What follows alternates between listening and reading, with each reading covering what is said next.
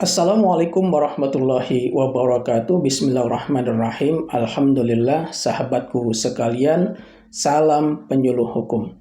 Teruntuk para sahabatku penyuluh hukum bahwa pada hari Senin tanggal 7 Februari 2022 bertempat di Badan Pembinaan Hukum Nasional Kementerian Hukum dan HAM telah dilaksanakan kegiatan pengarahan Menteri Hukum dan HAM kepada pejabat fungsional penyuluh hukum, analis hukum, serta organisasi bantuan hukum se-Indonesia.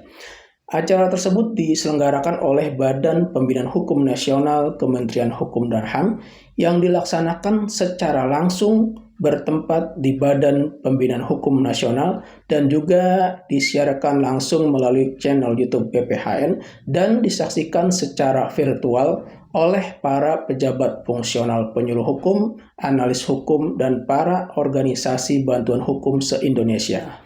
Nah, pada kesempatan ini saya hanya akan menyampaikan isi pengarahan yang disampaikan oleh Bapak Menteri Hukum dan HAM, Prof. Yasona H. Lawli, khususnya kepada para pejabat fungsional penyuluh hukum.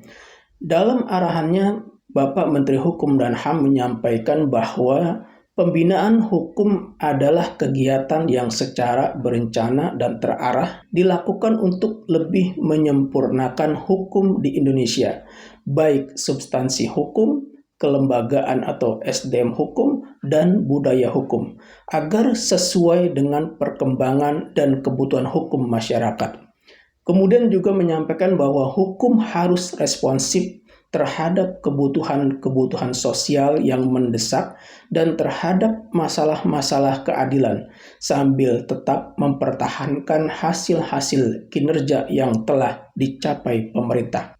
Muara dari pembinaan hukum adalah mewujudkan hukum yang berkeadilan, berkepastian, dan bermanfaat. Oleh karena itu, diperlukan adanya SDM hukum yang berkualitas, antara lain pejabat fungsional penyuluh hukum. Penyuluh hukum mempunyai peranan yang penting karena bekerja dengan kemandirian dan kompetensi terukur. Negara membutuhkan kompetensi penyuluh hukum untuk membangun hukum dan budaya hukum masyarakat. Dan saat ini ada 437 orang penyuluh hukum.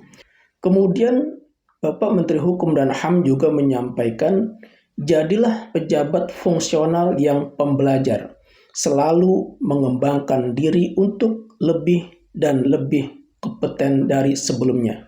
Jangan pernah takut gagal dalam bekerja.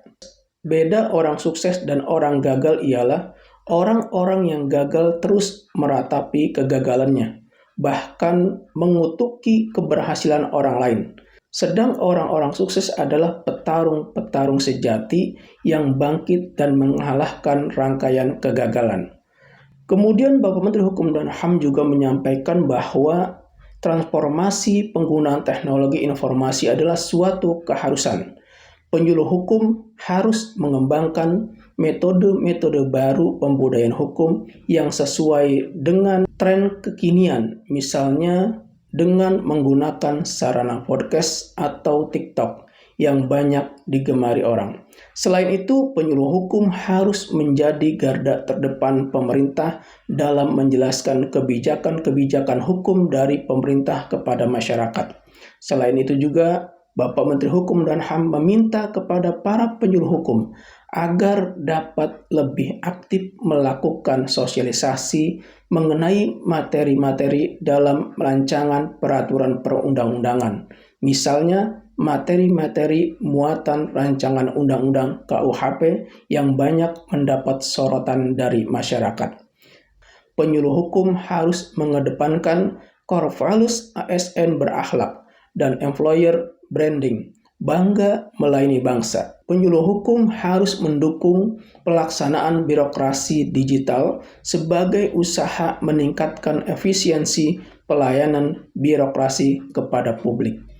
Penyuluh hukum agar dalam menyusun sasaran kinerja pegawai dengan rencana kerja dan target yang berorientasi pada hasil dan yang bermanfaat bagi organisasi dan bisa dirasakan oleh masyarakat. Pada akhir sambutannya, Menteri Hukum dan HAM menyampaikan tetap semangat dalam melaksanakan tugas pokok dan fungsi sehari-hari. Semoga upaya kita bersama membangun hukum yang lebih berkeadilan, berkepastian hukum, dan bermanfaat akan dapat terlaksana dengan baik. Sahabat penyuluh hukum sekalian, demikian yang saya sampaikan tentang arahan Bapak Menteri Hukum dan HAM kepada para pejabat fungsional penyuluh hukum. Semoga bermanfaat. Wassalamualaikum warahmatullahi wabarakatuh.